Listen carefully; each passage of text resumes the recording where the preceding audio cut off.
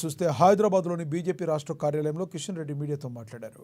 ఈ సందర్భంగా ఢిల్లీలో బీజేపీ విజయంపై ప్రధాని నరేంద్ర మోడీ, జేపీ నడ్డాకు కిషన్ రెడ్డి శుభాకాంక్షలు తెలిపారు. 12 ఏళ్లుగా ఢిల్లీ పట్టిన కేజ్రీవాల్ గ్రహణం వీడిందని విమర్శించారు. 27 సుదీర్ఘ విరామం ఢిల్లీలో డబుల్ ఇంజిన్ సర్కార్ ఏర్పడిందని, ఢిల్లీలో అభివృద్ధి బీజేపీతోనే సాధ్యమని కిషన్ రెడ్డి తెలిపారు. ఆప్ అధినేత మాజీ సీఎం అరవింద్ కేజ్రీవాల్ నాయకత్వంలోనే ఢిల్లీలో లిక్కర్ స్కామ్ జరిగిందని ప్రజలు నమ్మారు.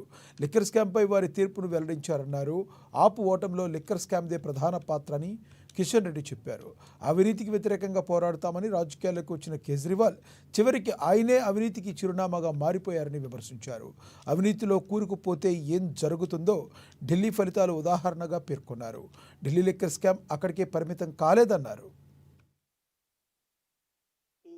ఎవరికైనా కూడా ప్రజలు ఏ రకమైనటువంటి తీర్పునిస్తారో గతంలో కూడా అనేకంగా చూశాం. ఈరోజు కేజ్రీవాల్ను కూడా మనం చూస్తూ ఉన్నాం. అధికారం ఇచ్చేది సేవ చేయడానికే కానీ అబద్ధాలతో, నాటకాలతో ప్రజలను మోసం చేయడానికి ప్రజలు సహించరని మరొకసారి నిరూపణ జరిగింది. కేజ్రీవాల్ ఓడిపోవడము, ఢిల్లీ ఉప ముఖ్యమంత్రి ఓడిపోవడము, అనేక మంది ప్రముఖులు ఓడిపోవడము, ప్రజలు ఒకసారి డిసైడ్ అయితే అది అరవింద్ కేజ్రీవాల్ కానీ, అది రాహుల్ గాంధీ కానీ, కేసీఆర్ కానీ ఎవరూ ఆపలేరు.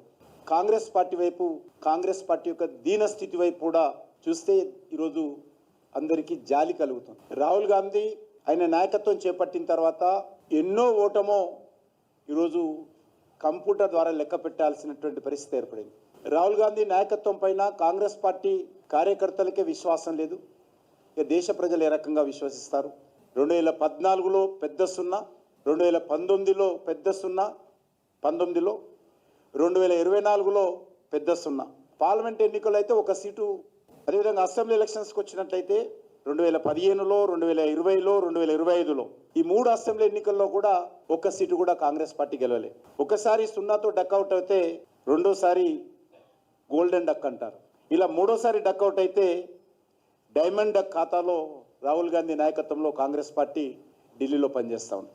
ఢిల్లీలో ఎవరు అధికారంలో ఉన్నా కూడా కాంగ్రెస్ పార్టీ మాత్రము జీరోని అన్నట్టుగా ఈరోజు వ్యవహరిస్తూ ఉంది. అసలు కాంగ్రెస్ పార్టీకి తాము గెలవాలనేటువంటి ఆలోచన ఎప్పుడు ఉండదు. నరేంద్ర మోడీ గారిని, భారతీయ జనతా పార్టీని ఎలా ఓడించాలనేటువంటి దుర్మార్గపు దివాలాకోరు ఆలోచనే తప్ప ప్రజలకు ఏం కావాలో, ఏ రకంగా ప్రజల మెప్పు పొందాలో ఈరోజు ఆలోచన చేయడం లేదు. అందుకే ఒక్కొక్క రాష్ట్రంలో క్షేత్రస్థాయిలో కాంగ్రెస్ పార్టీ తన